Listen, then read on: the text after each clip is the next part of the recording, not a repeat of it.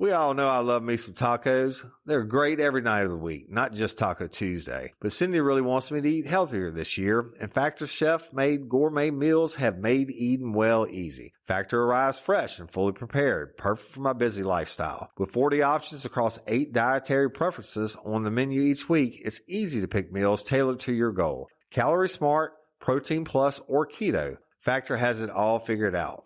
My favorite meal has been the jalapeno sweet corn polenta and chicken. Imagine a whole chicken breast marinated in lemon juice, garlic, and smoked paprika, grilled until juicy and topped with a zesty salsa verde. It's served over a creamy Parmesan polenta loaded with diced jalapenos, corn, mozzarella, and scallions. Bell peppers, red onions, and cauliflower are served on the side with fajita spiced butter. It was delicious and nutritious. Eat smart with Factor. Get started at factormeals.com/factorpodcast and use Factor Podcast to get 50% off your first box plus free shipping. That's code FACTORPODCAST at factormeals.com/factorpodcast to get 50% off plus free shipping on your first box. Hello, everybody, and welcome to this episode of Real Life, Real Crime, the podcast. As always, I'm your host, Woody Overton. And today, we're going to be doing part 2 of Justice for Hailey. Now, if you haven't listened to part 1, please go listen to it. This is being told in pieces as the Hailey's murder happened and then the investigation and everything that followed. If you go to your Apple subscriber and it's not in there, we're having trouble with the Apple. We're trying to get it fixed this week. And so what you have to do is unsubscribe and then resubscribe, and it'll automatically download. But hopefully we'll have all that fixed for all our episodes. The new show Cindy and I are doing True Crime Time for, and the original Real Life, Real Crime, which I'm still doing Scott Peterson, the state versus Scott Peterson.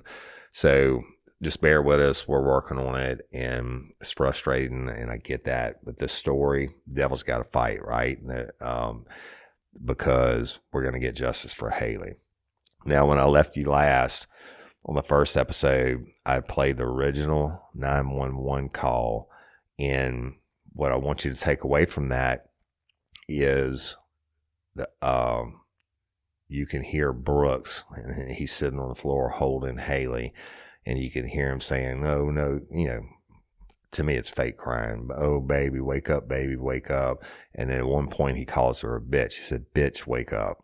So go back and listen to it again. That ought to tell you the mindset, right? And then we went into the interviews with Miss Barbara and Stella and Tyler, the Hailey's family that I did in Atlanta. And so you could get an idea who Hailey was as a person, how special she was, how awesome she was. And it just, any murder is tragic, but it's really, really hurts your heart, or you're not alive if you hear this family's pain. And, that's why we're doing this. Okay. So this episode, we're going to be starting with all regular listeners are going to get to hear the audio from the body cam of the second responding officer to Hailey's murder scene. Okay. And the audio part, we took out just a couple minutes of it because there's some time when he's standing around his car, not doing anything, stuff like that, not talking, and his camera is still running. But other than that, the whole video will be put up for Patreon and convicts. If you want to become one, you go to patreon.com, type in Real Life, Real Crime, or go to download the Real Life, Real Crime community app from the Apple Store for free and subscribe through there. I call them convicts or subscribers, and the video will be put up in there. It will briefly show the murder scene when the cop initially looks in. Okay, there's nothing nice about murder, and but there's enough. There's no other way to do it than to show it. I can talk about it all day long, but when you see it and you see the blood spatter on the wall on the other end of the couch, and you see where Hailey's body is lying and all that. There's no way she got up off that couch and moved to where she was. All right. But I want you to listen to the audio. This is the first time you'll get to hear Brooks, where he wasn't on the 911 phone call where the guy called in, and he just listened to it. It's stupid. When they come in contact with him, the first officer will they detain him, cuff him, and first officer ends up taking him to his car. But listen to what he says. Listen to how he says and what they're talking about. Again, this is from the second officer's body cam that arrived on the scene, and I think is going to give you a real eye opener. And so what I'm going to do is I'm going to go ahead and play that audio now. Now remember, this guy's on duty. He's a young cop, and he gets the call to respond to this scene.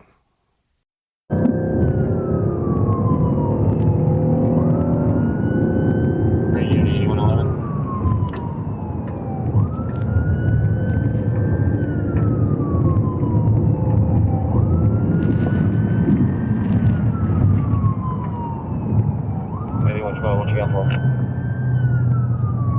Copy to 57 at 2121 Windy Hill Road.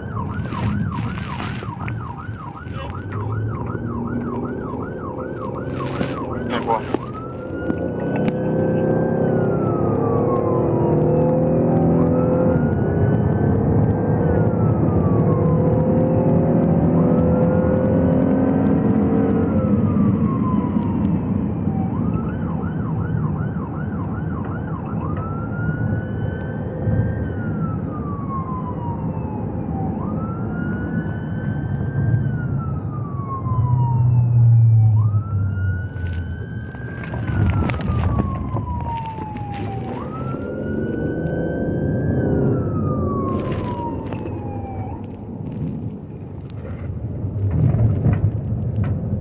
Going to 62 and 62 is advised they may have one detained.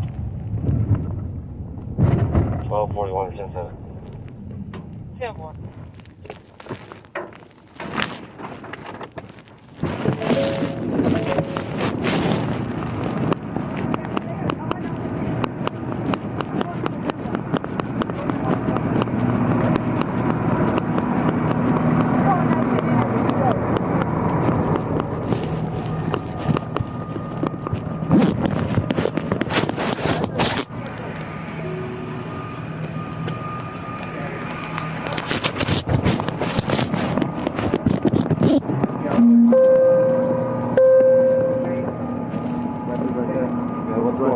Shells on the ground next to it.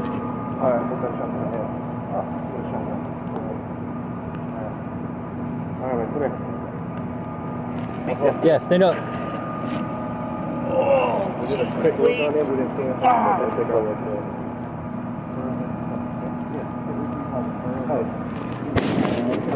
Put your hands behind your back.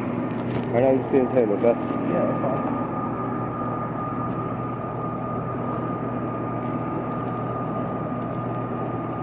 Moving on.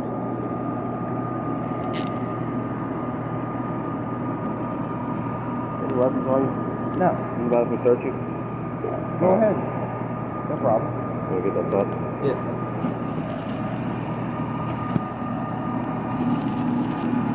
Is your phone? Yeah, it should be. Go ahead and plug it up.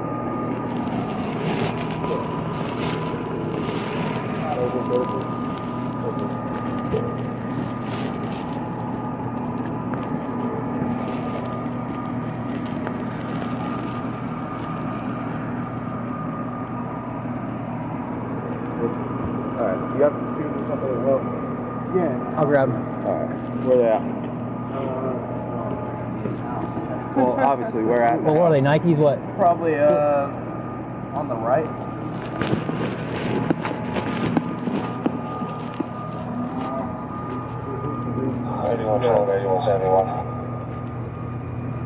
Sure, it's next to it. There is a weapon to your right. It's all loaded. Say what? It's unloaded now. Shotgun? Where are the shells at? One round. There's one shell. Shell's next to it. Where's she at? Shell spent. Right Shell spent, right? Yes. There's nothing in there. Yeah. It's Okay.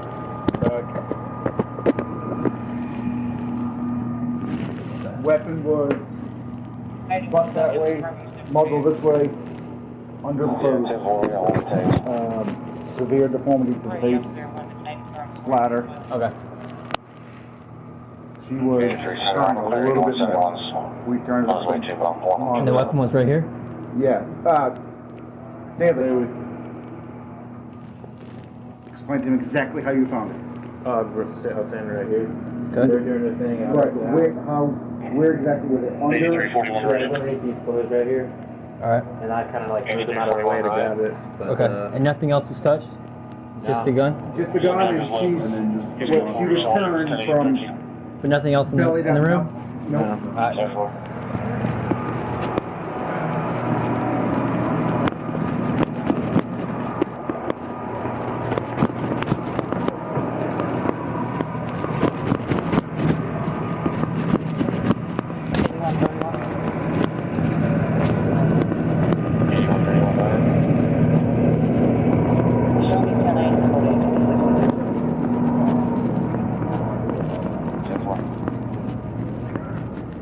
8141 on radio.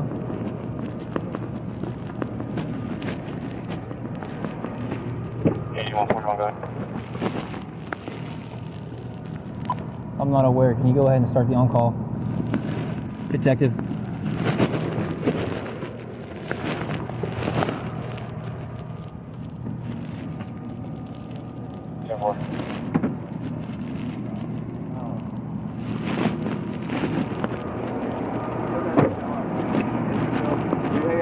Yeah, I got you. Oh, hey, Thomas, before you go up there, they'll probably already tell you. So when they found her, they just rolled her over. The shotgun was underneath her, and they touched nothing but the shotgun and the shell. Okay. I think they had gloves on, okay?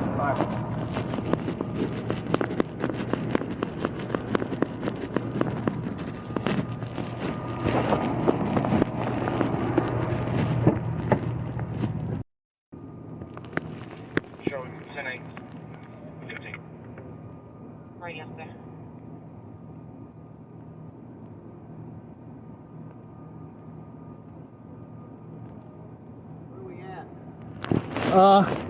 Suspects in the car. Me and Thomas showed up. Obviously, fire was on scene. They have one. They've only touched two things in the house, which is the shotgun and a single shell. She was face down. Shotgun was underneath her. Completely 48, splattered over the wall. 8113, go ahead. That's why I called the on-call detective. So. who is it? I have no idea who it is. I just gave him a number. You were very careful. They're all up there. All up there though. They're all up there though. Where is it? I'm gonna stay down here because he's by himself in the car. I don't want him to. Top floor.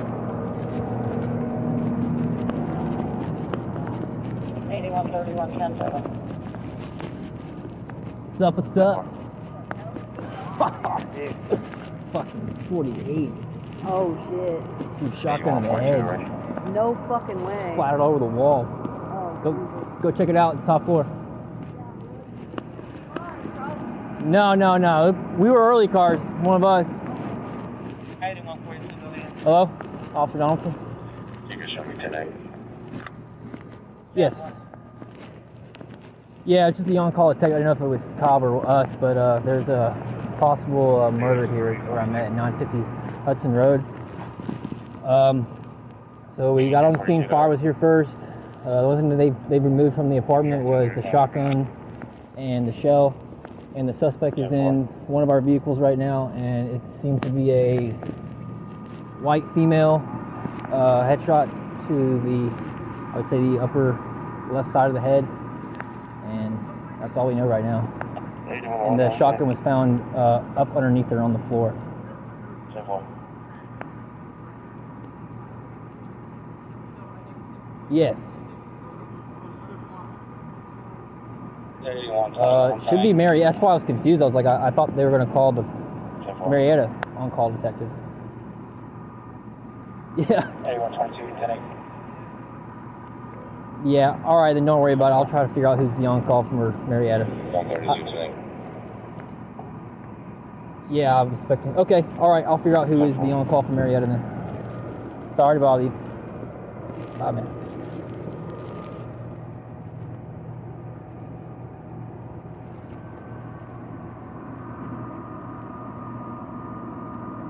(8141) radio.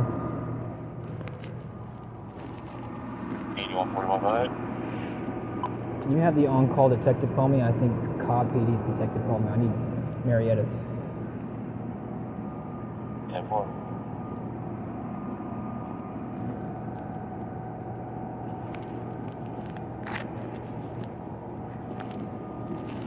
(8171) to 8331. Who's our on call tonight, do you know? Yeah, 10-4. It's going to be Detective Nooney. He's clear and he's go ahead.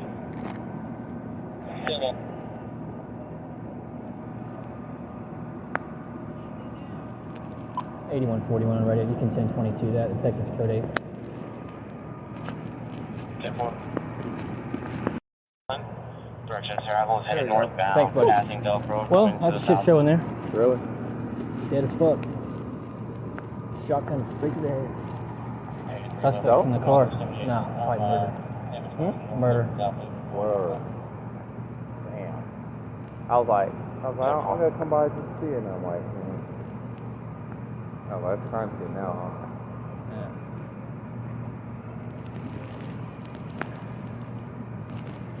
Dang it. That's crazy. What, they got the husband? I don't know who his boyfriend. Oh. Hey, have we started a crime log yet? Yep. Oh, yeah.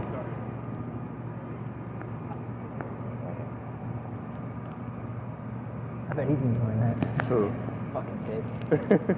Oh, because he don't have to do it. No, he's just like, he likes the shit. Oh, yeah. Does he? What's in this apartment right here? Yeah, top floor. 8112, I'll be primary on 62. No, I wanted to do the murder and fucking. We need to do that. I know. 39 to your. Alright, 10-4. Thanks, Thomas. Oh, man. That is crazy. Yeah, once I heard it, I was like, 8111, copy 15. I mean, it started as a stroke, and then it came in like, nope, shotgun to the fucking face. It's going to be at 1785 Hey, you can check it out. Just gotta log into the logbook. 1785 Cobb Parkway. Top Empty floor on, Walmart, you'll Marietta. see everybody up there. In reference to a male keeps walking around a buggy. Caller worried. Unless Caller's worried about him. are you still 10-8? Check 70 on the subject is a white male. that's the thing. Wearing gray You just gotta check it out and blue leave. or Yeah. navy jacket with a white t-shirt. Wow, Thomas.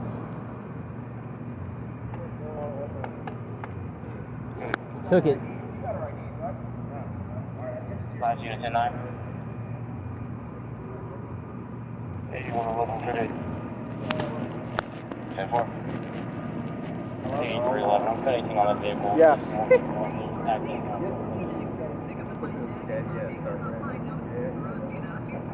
Yeah, I got you.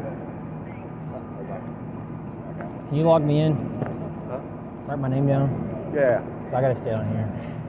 Well, I thought I was gonna take it. I wanted the murder, bro. you want it? You got it.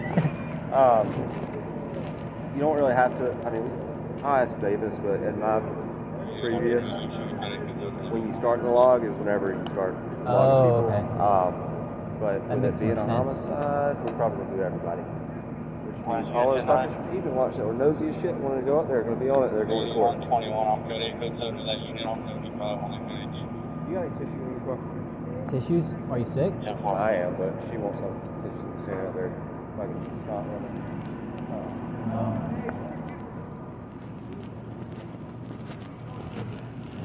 Well, you'll be here for 8 hours.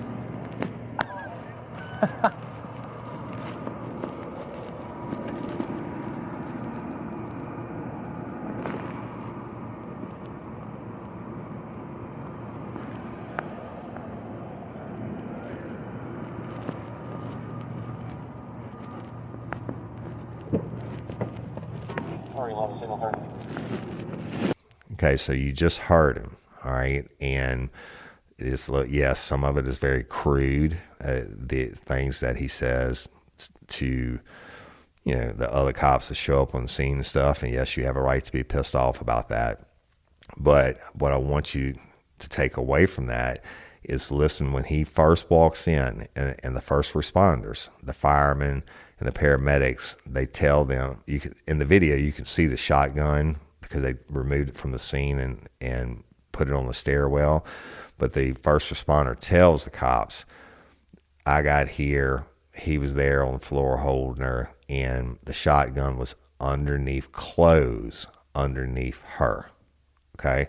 And the cop goes out and he tells everybody else, oh, the shotgun was underneath her body. He didn't say anything about the clothes, but that's very important because in you can see in the video where the couch is basically across the room, and her head must have been towards the wall, the far wall away from the door, because that's where the blood spatter and everything is. And but yet her body is on the floor facing, her head's facing the door, and it's far away from the couch as you can get. All right. And again, the shotgun was underneath clothes. Okay. You don't do that when you suffer shotgun blow to the head, and we'll get into that in more detail later. What I want to do now is continue my interview with the family, and y'all listen to the things, and it'll tell you up until the time of Hailey's murder what her mindset was, and just more things about how awesome of a person she was, and everything else. So I'm gonna play that for you now.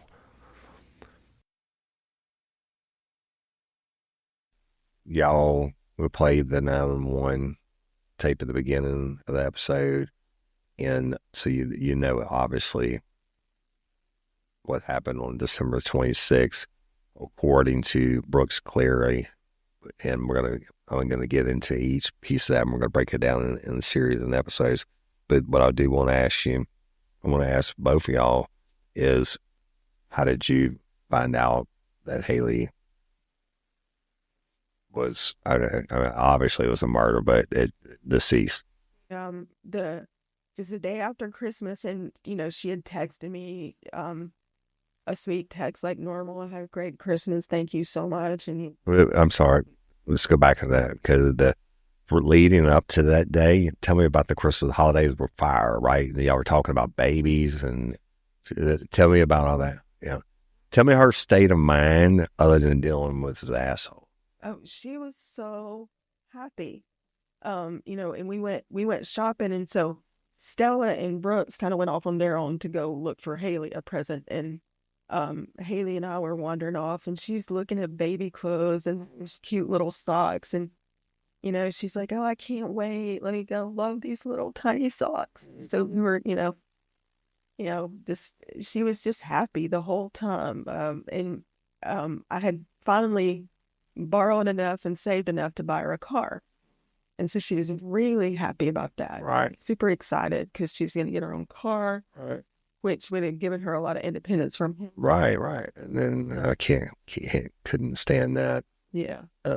And Stella, what do you remember about right around Christmas time? Or, and this is probably going to be a hard question, but what is the last time you saw Hailey alive? And if you remember, what the last thing y'all talked about or whatever, if you could say it. I remember we were doing like arm wrestles on the table. And we were saying who won. And it was the first time I had won because I was finally getting bigger than her, because I was getting bigger, and she's like a small thing. So I finally won, but she still could. She was stronger than me, but somehow And where we are arm wrestling at?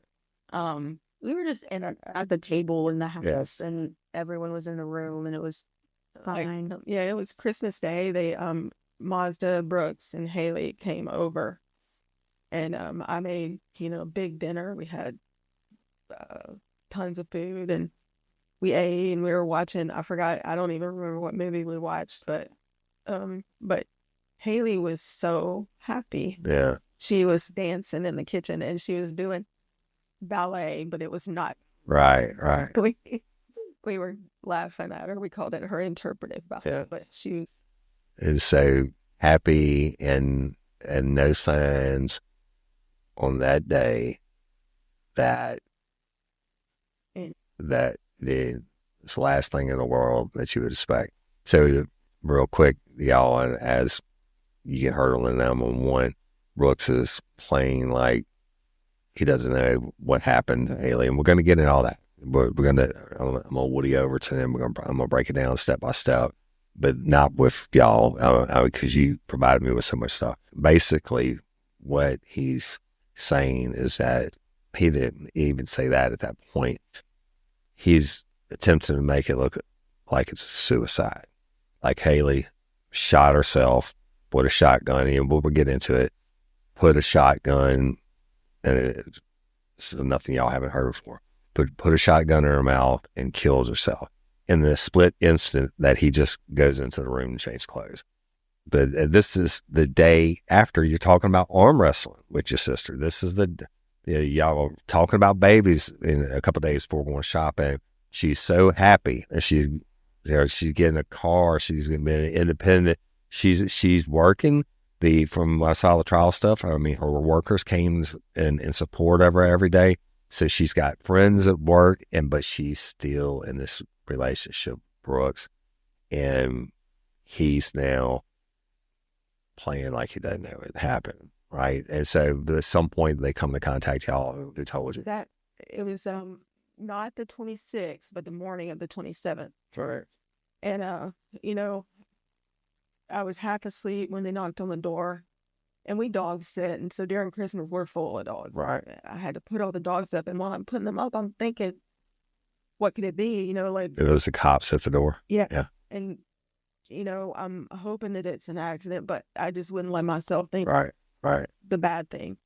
And so Stella got up and came in there, and Stella said, is my sister okay? And when she said that, they said, can you sit down? And that's when we knew. Yeah. And it's okay to cry.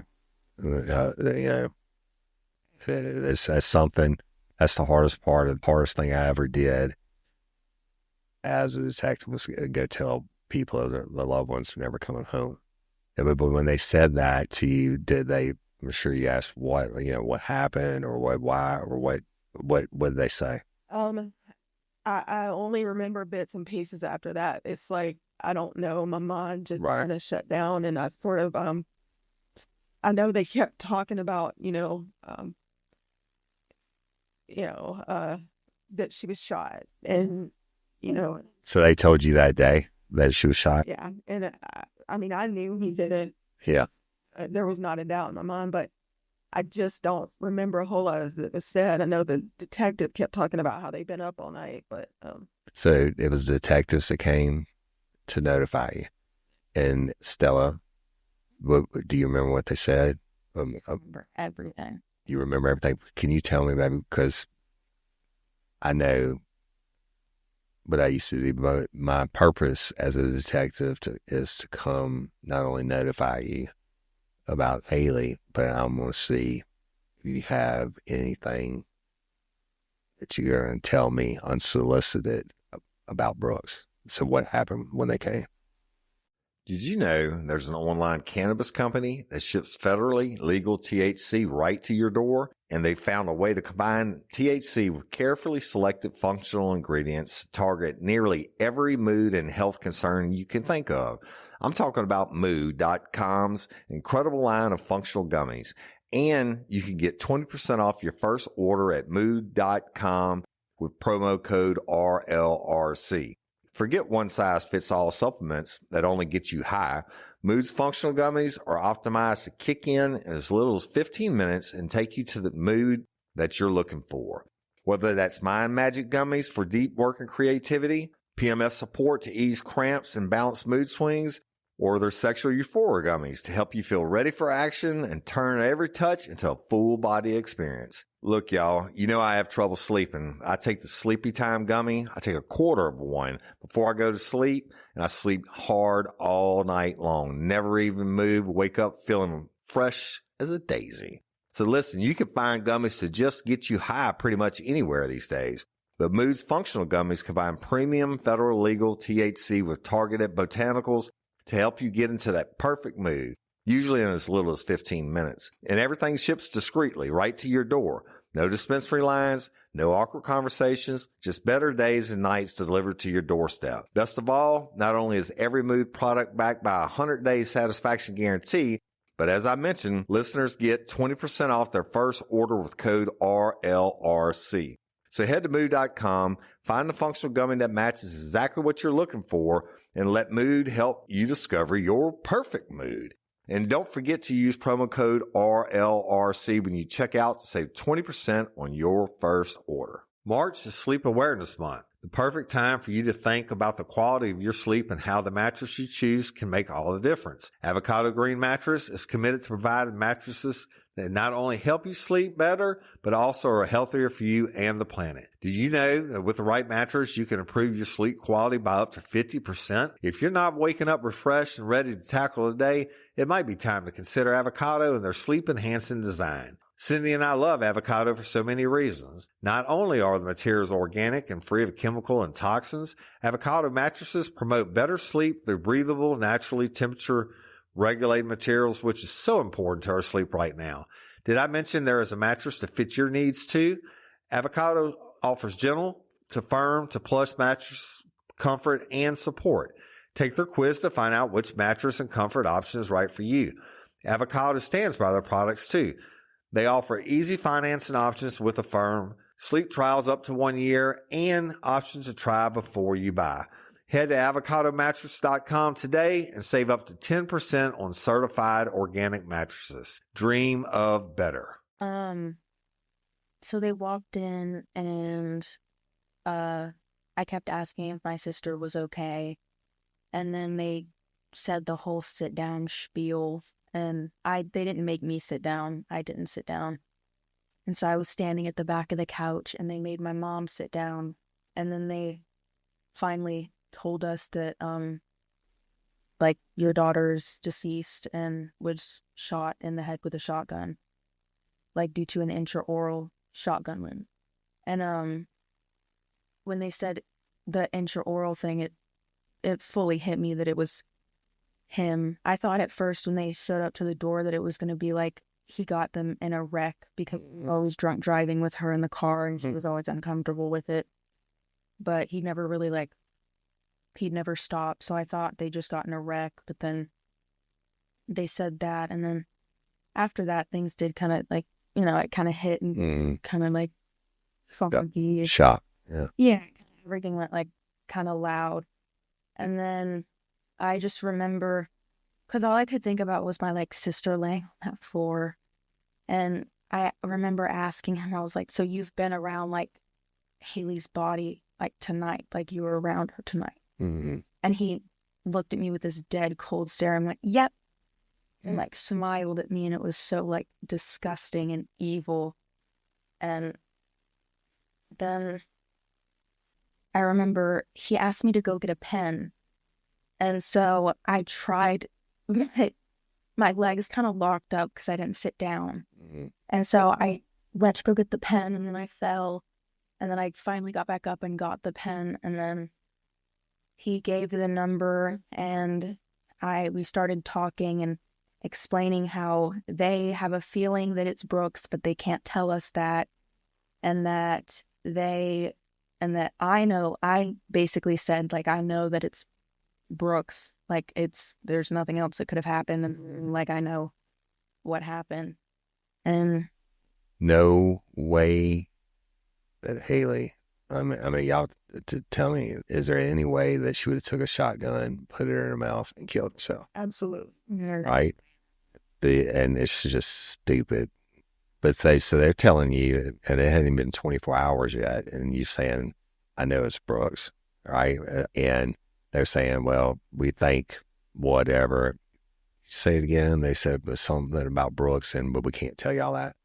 Yeah, well, they didn't even say that they thought he did it. They said that he gave the most bizarre interview. Yeah, he was like, I've never seen something so bizarre. And he said something like along the lines of like, I think we all have an idea of what happened here, but we still have to investigate. And That's what I want to know. That's what I want to know. They say they tell you that they're going to investigate it. Now, at this point, Hailey hadn't even gone for an autopsy. And so it really is an investigation. They would have worked the scene. They should have worked the scene and processed it, and certainly got interviews. I mean, look, y'all knowing would have been the last thing I would have done. Canvass apartments, getting all the statements, what's fresh in everybody's mind, and process the scene and do everything. Anytime you think it's suspicious death, then you just break out everything, right? Looking for cameras, testing for GSR, and we'll get into that later. I'm looking for clothes that could have been changed, anything, especially, again, y'all, when you hear all this shit that comes out, is going to blow your mind. They would have done that, and her body would have had to have been, for lack of a better term, collected and bagged and sent to where they do the autopsies. So when they do that, they'll seal it up with a lock that has like the numbers on it. They'll photograph it, and for the autopsy happens, when they take her out for the autopsy, they have to verify that it's the same lock. It's what we were talking about before we started recording, the chain of custody, right? So that once they know that nobody could have planted any evidence on her body or anything like that, or taken any evidence away. But so all it's ongoing, haven't happened yet. And then y'all are being told about it. Was he arrested that night? Yes. And so they bring him in. They tell you it's all bizarre, and then we'll get into all that in a little bit. And did they say anything about what it was that made it bizarre that you can remember? They wouldn't elaborate. I kept asking him, and they just would not further elaborate. Yes, I get that. I'm not gonna throw shade on that because I wouldn't have done it either. So what happens now with y'all? That this is a day that you're never gonna forget as long as you live. The most horrible day that you've ever had. And I'm talking about specifically, like, you've been told they leave. What happens? I don't remember a whole lot at first. I know I called people. I don't remember it. And I just, I kept trying to, find out where she was. I couldn't stand the thought of her being in a corridor or something, so I tried to find out where she was, and of course they're not gonna, and they can't, but they wouldn't let me, go see her. And I mean, that's really, we were just in shock. I didn't have any idea what to do or what we needed to do right then. We were just in shock. Stella, do you remember anything? Same thing. Yeah, I just remember you were just crying a lot, and I don't even remember. Yeah. I was just sitting on the couch. I couldn't really like cry or anything or like feel anything. It was shock at that point. So there you have it. And my heart absolutely breaks for this beautiful family. And I know, y'all just stick with me. I'm going to, the next episode is going to have the first cop that responded, the one who actually put Brooks in the handcuffs and took him to his car. And there's a lot of personal interaction between the cop and him, and you got to hear what this guy is saying and what his mindset is, and you're really going to get pissed off. And then we're going to get into other people that arrived on the crime scene and how they worked it and everything else. And as we go along, we'll be locking up those videos and photographs and all that stuff for the Patreon and convicts. But I'm gonna pick out the most pertinent audio parts to tell this story in the chronological order, and you're not gonna believe where it goes. Okay, but please like and share the most important thing is share. We've already got media attention coming in, and I talk to Miss Barbara and the family every day, whether it's text or by phone. We got people that are starting a petition to, and I'm not going to tell you about it yet because I don't want the cat to get out of the bag before we get there, but we're going to have a petition that's going to go around and everything else, and I'll explain it to you. But you got to share it. We got to share it, just like Courtney Coco's and Mary Pouchot's, and everybody shared. And when we brought the pressure in the end, we got the result that we wanted, right? And we're going to do the same thing for Hailey. And I just love and appreciate each and every one of y'all. And I know Hailey's family loves and appreciates each and every one of y'all. And look, they just moved like on Halloween from Atlanta to Florida. And they're in a spot, their new home doesn't have good Wi-Fi or cell reception and stuff like that. And Miss Barbara, that's her name. And I was thinking, how funny her name is the same as Miss Barbara Blunt, which we're never going to forget about. Please continue to call in your tips on Miss Barbara Blunt. But the Miss Barbara says to tell y'all that she loves you, and Stella and Tyler love y'all, and they are so appreciative that Hailey's story is finally getting the attention that it deserves. So please share.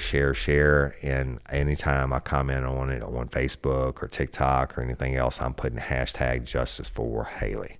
All right. And it helps with the search algorithms and stuff like that. And we need the whole world to hear this story so we can correct this injustice. All right. And that's it. Love and appreciate each and every one of you. Y'all tune into Cindy and I on True Crime Time 4 days a week. Of course, the Real Life, Real Crime original Scott Peterson, State versus Scott Peterson. I'll be finishing that in the next week or so. And just thank you for everything. We love y'all. Hashtag justice for Hailey. And I'm Woody Overton, your host of Real Life, Real Crime, the podcast. Until next time or ever, don't let me catch you down on Murder Bayou. Peace.